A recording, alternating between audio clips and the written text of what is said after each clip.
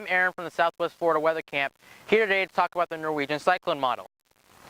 So there are four types of fronts. There are cold fronts, there are warm fronts, stationary fronts, and occluded fronts.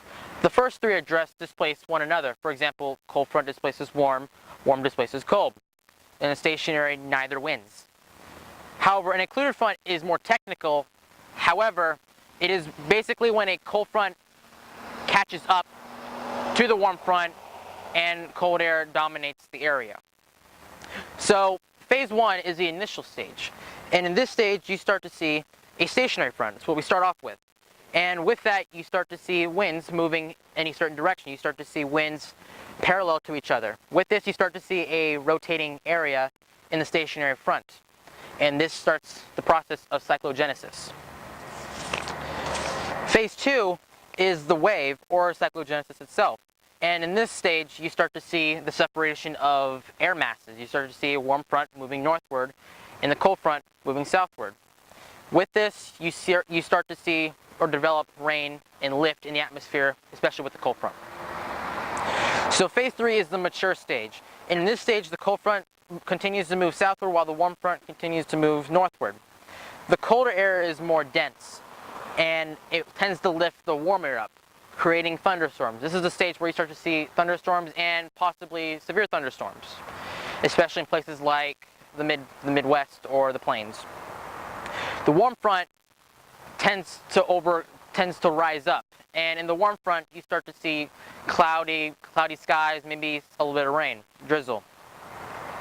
Now the last stage is phase four, which is the occluding dissipation stage, and in this stage you start to see the low is at its most intense stage.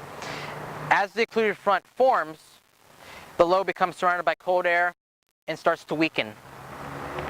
Now, in the southern part of the system, you may have another stationary front, and if you have this, the cycle may repeat itself. So, in conclusion, the brief video offers you an insight into how low pressure systems are born, grown, and pass on. While every life cycle is not the same, the overall process is remarkably similar to most low-pressure systems.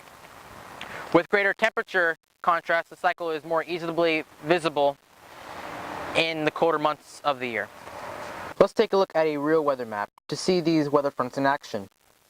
First, looking at the weather system across central Canada, we see a cold front marked by blue triangles.